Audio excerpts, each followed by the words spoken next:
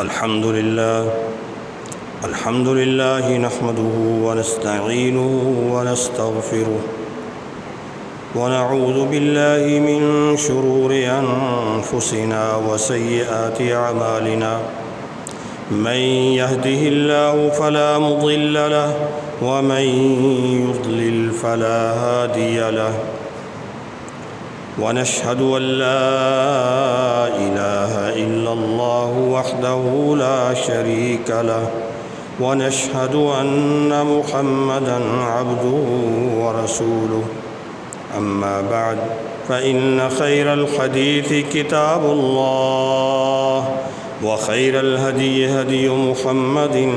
صلى الله عليه وسلم وشر الأمور محدثاتها وكل محدثة بدعة وكل بدعة ضلالة وكل ضلالة في النار. اللهم صل على محمد وعلى آل محمد كما صليت على إبراهيم وعلى آل إبراهيم إنك حميد مجيد. اللهم بارك على محمد وعلى آل محمد كما باركت على إبراهيم وعلى آل إبراهيم إنك حميد مجيد. رب اشرح لي صدري ويسر لي أمري واحلل عقدة من لساني يفقهوا قولي. يقول الله تبارك وتعالى: لقد رضي الله عن المؤمنين إذ يبايعونك تحت الشجرة فعلم ما في قلوبهم فأنزل السكينة عليهم وأثابهم فتحا قريبا.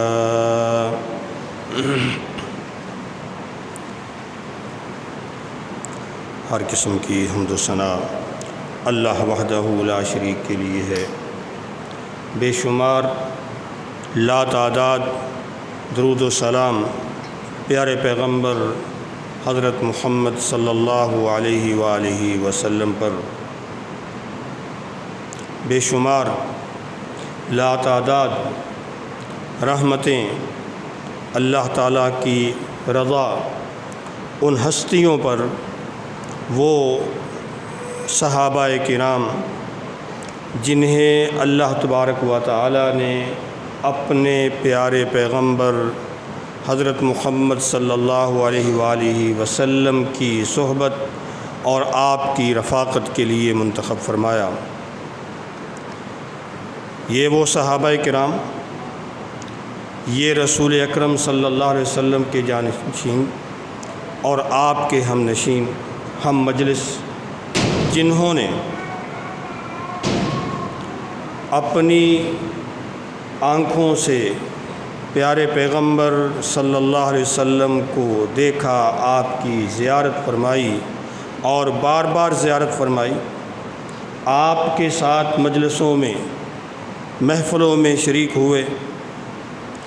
آپ کے ساتھ جہاد کیا، آپ کے ساتھ نمازیں پڑھیں، آپ کی مجلس مشاورت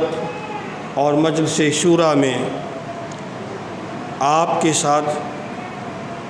شریک رہے. رسول اکرم صلی اللہ علیہ وسلم اپنے ان صحابہ کرام کو، اپنے ان ساتھیوں کو خاص طور پر اعتماد دیتے ہوئے ان سے مشاورت بھی فرماتے اور ان کی ذمہ داریاں بھی لگاتے، اور مجموعی طور پر، اجمالی طور پر اپنے ان صحابہ کی فضیلت اور عظمت بھی بیان فرماتے، اور خصوصی طور پر بعض صحابہ کا نام لے کر ان کی عظمت، شان اور فضیلت آپ بیان فرماتے رہے. اللہ تبارک و تعالیٰ نے بھی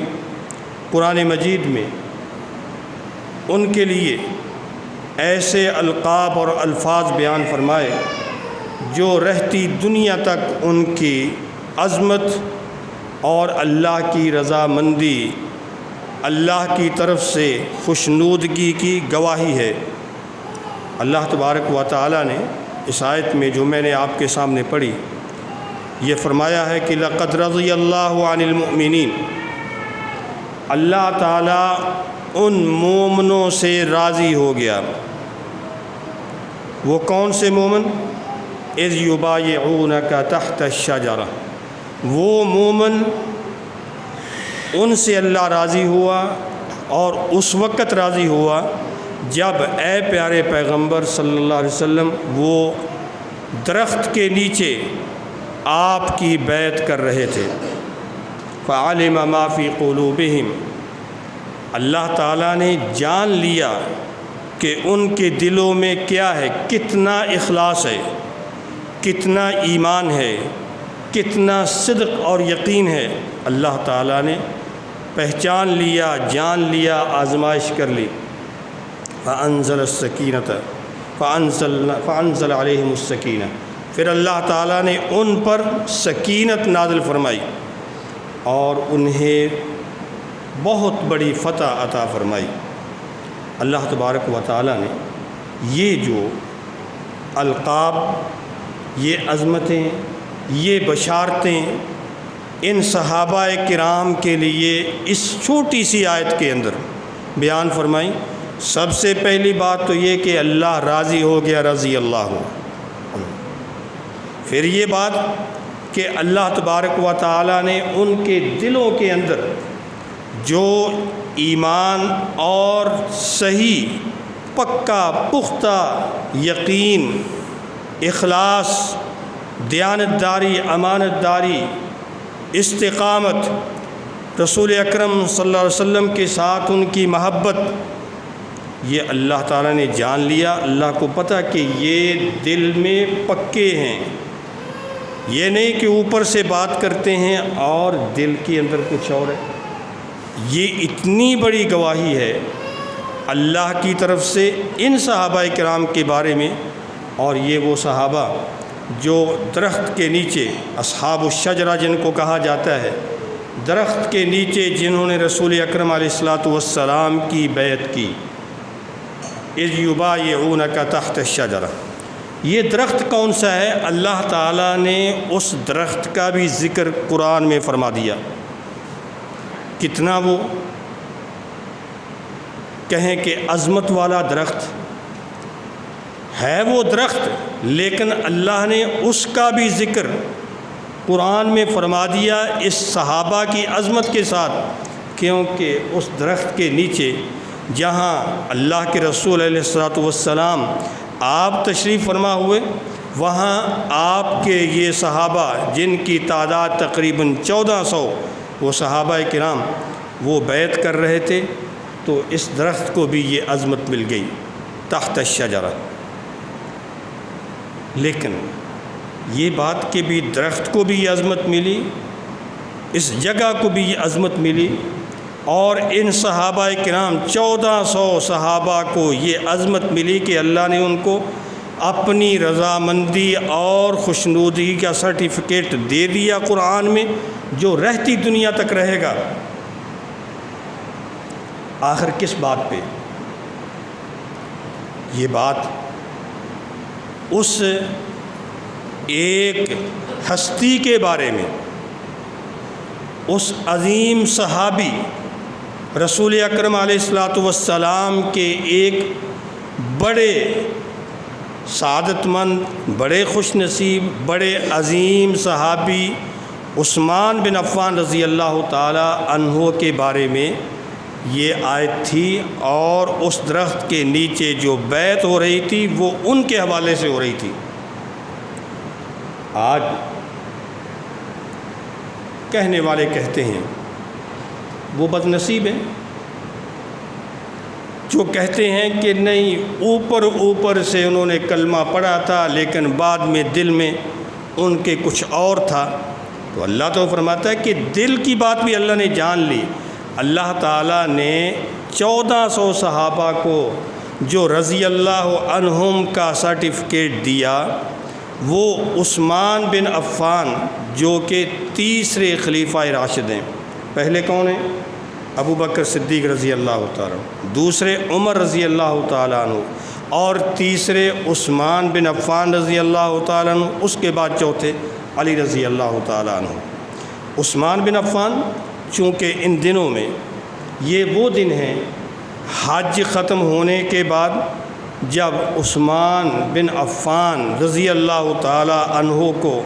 ان کے گھر کے اندر شہید کیا گیا، جب کہ وہ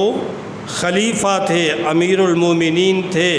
اور حکمران تھے اتنی بڑی مملکت کے، اتنی زیادہ پوری امت مسلمہ کے وہ حکمران تھے، اور مدینہ کے اندر ان کے گھر میں ان کو ان دنوں میں شہید کیا گیا۔ اس وجہ سے یہاں اس موقع پہ پھر ان کی عظمت، اور اتنی ہی عظمت کافی ہے کہ جب یہ 1400 صحابہ نبی علیہ الصلوۃ والسلام کی بیعت کر رہے ہیں تو وہ کس بات پہ بیعت کر رہے ہیں کہ رسول اکرم علیہ الصلوۃ والسلام نے جب حدیبیہ میں پڑاؤ ڈالا، مکے والے مشرکوں نے، قریش نے آپ کو مکہ میں داخل ہونے سے روک دیا، مسلمانوں کو بیت اللہ کا طواف کرنے سے روک دیا، عمرہ کرنے سے منع کر دیا، راستے میں روک دیا۔ رسول اکرم علیہ الصلوۃ والسلام نے حرم کی حدود کے باہر جو حدیبیہ کی جگہ، وہاں پر جو درخت تھا وہاں پڑاؤ ڈالا، اور یہ پیغام بھیجا مکے والوں کو کہ ہم لڑنے کے لیے نہیں آئے، جنگ کرنے کے لیے نہیں آئے، ہم کوئی خون خرابے کے لیے نہیں آئے، ہم کوئی دبدبہ یا دباؤ یا تمہیں پریشان کرنے کے لیے کوئی ہمارا اور مقصد نہیں ہے، صرف ایک ہی مقصد ہے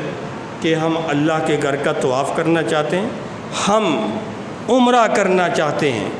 اور چونکہ اسلام سے پہلے بھی بیت اللہ کا طواف ہوتا تھا، اسلام سے پہلے بھی عمرہ کیا جاتا تھا، لیکن اسلام کے اندر اس کی مزید وضاحت ہو گئی۔ نبی اکرم علیہ الصلوۃ والسلام نے یہ پیغام زیادہ واضح طور پر پہنچانے کے لیے عثمان بن عفان رضی اللہ تعالی عنہ کو مکہ بھیجا کہ جائیں مکہ کے سرداروں سے، مکے کے قریشیوں سے مذاکرات کریں اور ان کو یہ یقین دلائیں کہ ہم صرف طواف کریں گے، عمرہ کریں گے اور چلے جائیں گے، ہم مکہ میں رہتے بھی نہیں، کسی کو تنگ نہیں کریں گے، کوئی لڑائی نہیں ہوگی، حتیٰ کہ کوئی ہتھیار بھی نیام سے باہر نہیں ہوگا، کسی کے ہاتھ میں ہتھیار نہیں ہوگا، اگر کوئی تلوار یا ہتھیار ہے تو وہ میان میں بند۔ عثمان رضی اللہ تعالیٰ عنہ مکہ گئے، وہاں بات چیت کرتے ہوئے دیر لگ گئی، کافی دیر گزر گئی۔ اس دوران مکے والوں نے بات نہ مانی، اڑ گئے، ہر درمی کہا نہیں، ہم محمد کو یا محمد کے کسی ساتھی کو مکہ کے اندر نہیں آنے دیں گے۔ یہ بات ان کی ہٹ درمی، جس کا ذکر اللہ تعالیٰ نے قرآن مجید میں فرمایا دوسرے پارے میں کہ یہ باتیں کرتے ہیں مکے والے قریشی کہ دیکھو ہتھیار اٹھائے پھرتے ہیں محمد کے ساتھی صلی اللہ علیہ وسلم، لیکن وہ یاد ان کو بھول گیا، پتہ نہیں ان کو یاد نہیں ہے کہ انہوں نے تو مکہ کے اندر داخل ہونے سے منع کر دیا، بیت اللہ کا طواف کرنے سے منع کر دیا، انہوں نے حرم کی حدود کے اندر مسلمانوں کو داخل نہیں ہونے دیا، حالانکہ یہ تو کبھی ہوتا ہی نہیں تھا، یہ تو ساری حدیں پرانگ گئے۔ عثمان رضی اللہ تعالی عنہ نے بات چیت کی، بڑی کوشش کی، مکے والوں نے کہا، مکے کے سرداروں نے کہا عثمان یہ تو نہیں ہو سکتا کہ اس بار مسلمان حرم کے اندر، مکہ کے اندر، بیت اللہ کے اندر آئیں، یہ نہیں ہو سکتا، طواف نہیں کرنے دیں گے، ہاں اگر تو چاہے، آپ چاہیں اے عثمان اگر آپ چاہیں تو بیت اللہ کا طواف کر لیں۔ آپ آ گئے محترم ہیں، طواف کریں، عمرہ کر لیں، آپ کر لیں، لیکن کسی اور کو نہیں کرنے دیں گے۔ تو اللہ تبارک و تعالی نے جو یہ شہادت دی کہ فعلم ما فی قلوبہم، دل بھی اللہ نے جان لیے کہ کیسے ان کے دل کے اندر اخلاص، محبت اور جذبات ہیں۔ عثمان رضی اللہ تعالی عنہ نے کہا کہ جب تک میرے رسول محمد صلی اللہ علیہ وسلم اور ساتھی صحابہ جب تک آپ آ کر بیت اللہ کا طواف نہیں کرتے تو میں بھی نہیں کروں گا۔ اس کو کہتے ہیں کہ یہ ہے ایمان، یہ ہے وہ جذبہ، یہ وہ محبت، یہ وہ لگاؤ اور تعلق کہ نہیں، اگر اللہ کے رسول علیہ الصلوۃ والسلام کو روک دیا گیا ہے، اگرچہ یہاں پہنچ گیا ہوں لیکن آپ کی طرف سے اجازت نہیں تھی، بات نہیں ہوئی، جتنی ذمہ داری لگا کر بھیجا گیا صرف اتنی ہی بات ہوگی، اتنا ہی کام ہوگا، نہیں مانتے۔ عثمان رضی اللہ تعالی عنہ لیٹ ہو گئے واپس آنے میں۔ افواہ پھیل گئی یہاں مسلمانوں کے اندر کہ عثمان کو مکے والوں نے شہید کر دیا ہے، ان کو مار دیا ہے۔ اب یہاں نبی علیہ الصلوۃ والسلام ایک طرف تو آئے ہیں صرف عمرہ کرنے کے لیے، طواف کرنے کے لیے، اور بار بار یقین دہانی کرا رہے ہیں کہ یہاں کوئی جھگڑا، اختلاف، لڑائی، کوئی کچھ نہیں ہوگا۔ لیکن جب اتنی بات آئی کہ عثمان رضی اللہ تعالی عنہ کو مکے والوں نے مار دیا، شہید کر دیا ہے، یہاں آپ نے پھر جو اقدام اٹھایا اس کا ذکر یہاں اللہ نے فرمایا ہے قرآن مجید کے اندر۔ نبی علیہ الصلوۃ والسلام نے پھر ان تمام صحابہ کو جو تقریباً 1400 تھے ان سے بیعت لی، اور وہ بیعت موت کی بیعت۔ کیسے موت کی بیعت؟ آپ نے فرمایا کہ آئیں میرے ہاتھ پہ موت کی بیعت کریں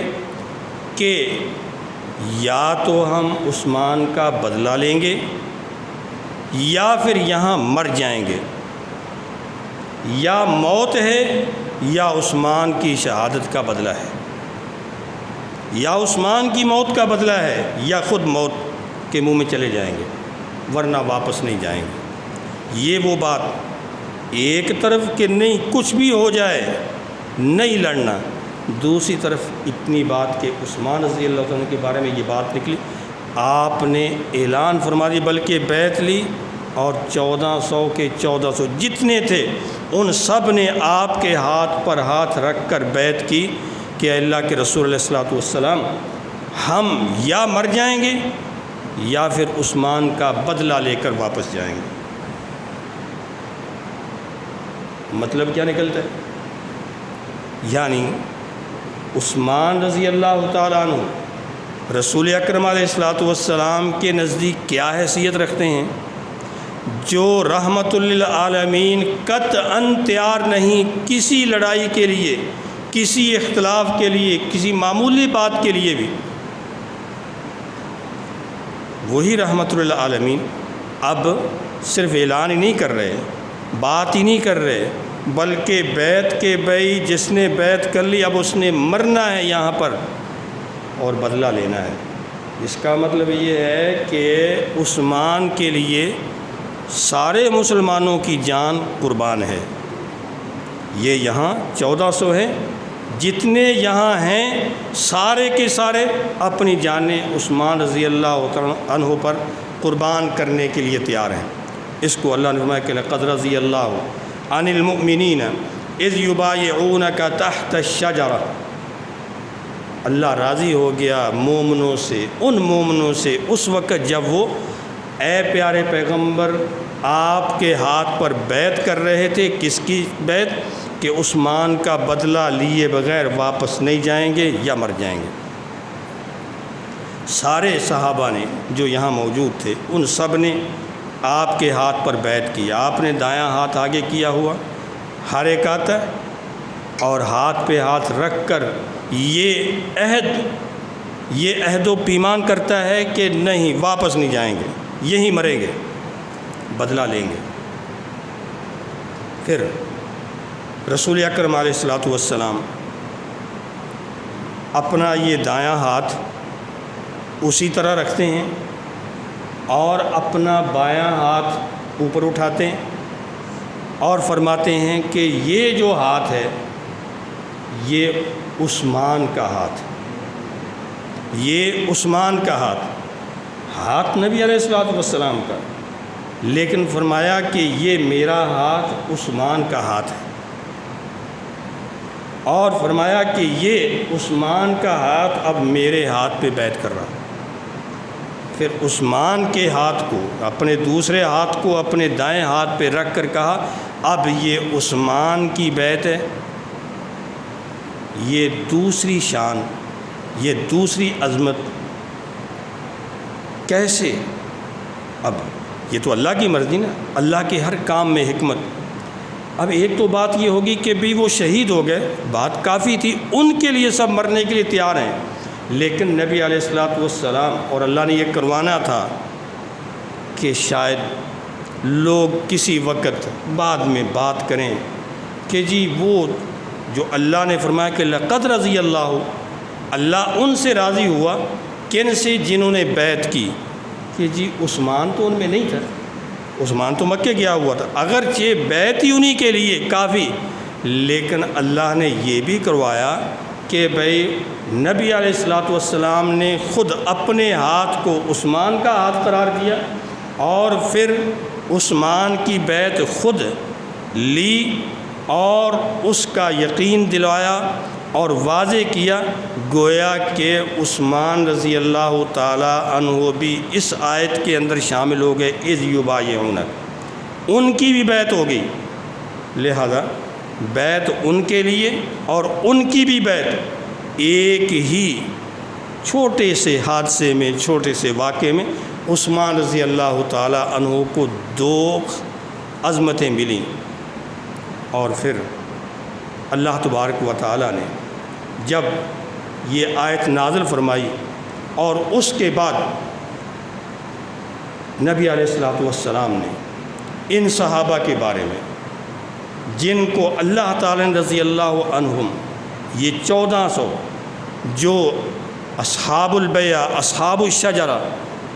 ان کے بارے میں نبی علیہ السلام نے کہ یہ اگر اس کے بعد کچھ بھی کریں اللہ نے ان کو بخش دیا، اللہ نے ان کو معاف کر دیا، اگر ان سے کوئی کوتاہی غلطی جو بھی ہو اب اس پہ ان کی پکڑ نہیں ہے،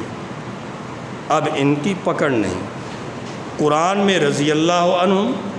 نبی علیہ الصلوۃ والسلام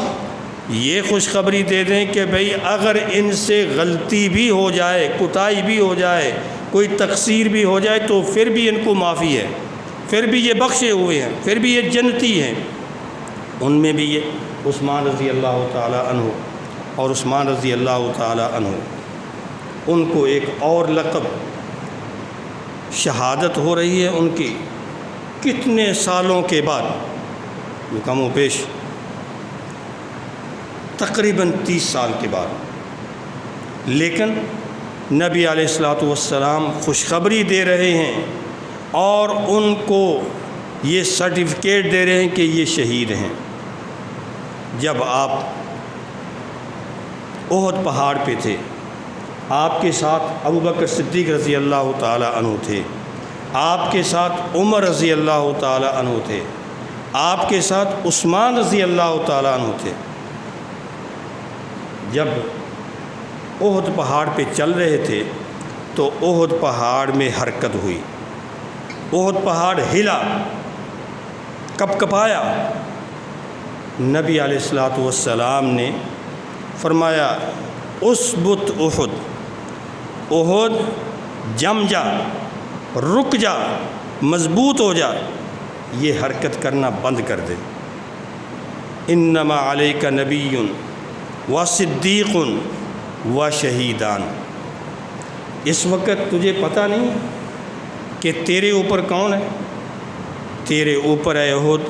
ایک نبی ہے جو اپنی طرف اشارہ تھا، ایک صدیق ہے یعنی ابو بکر صدیق رضی اللہ عنہ،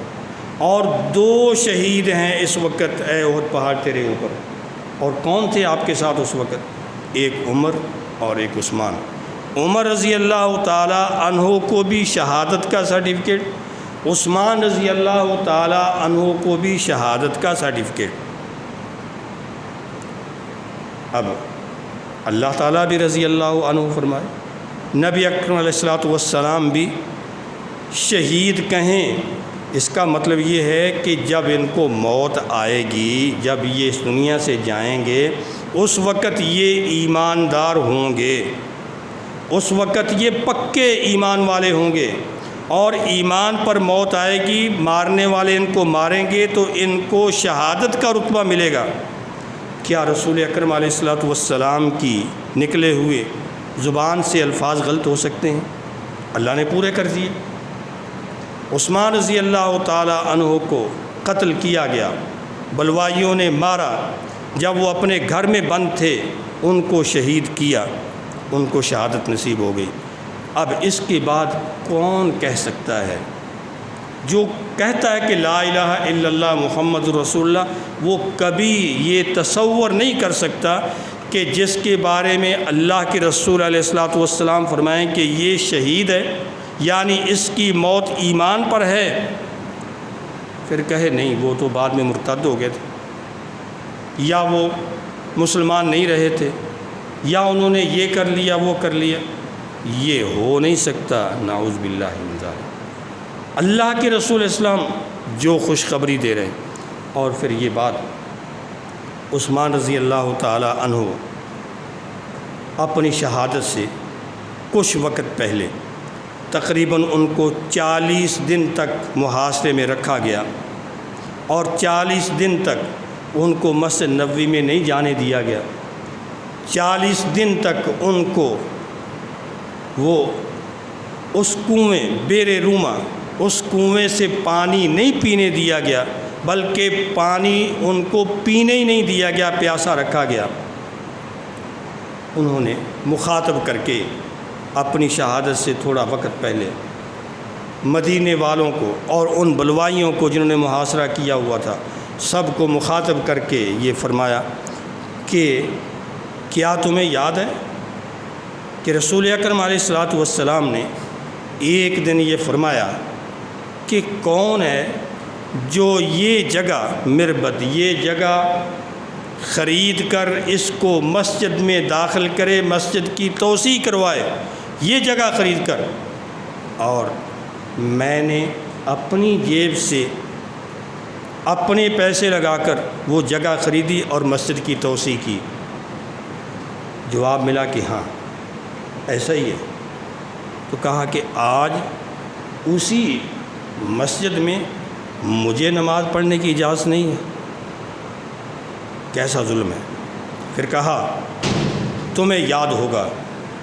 کہ رسول اکرم علیہ الصلوۃ والسلام نے فرمایا کہ کون ہے جو اس کنویں کو من یشتری بئر روما او من یحفر بئر روما،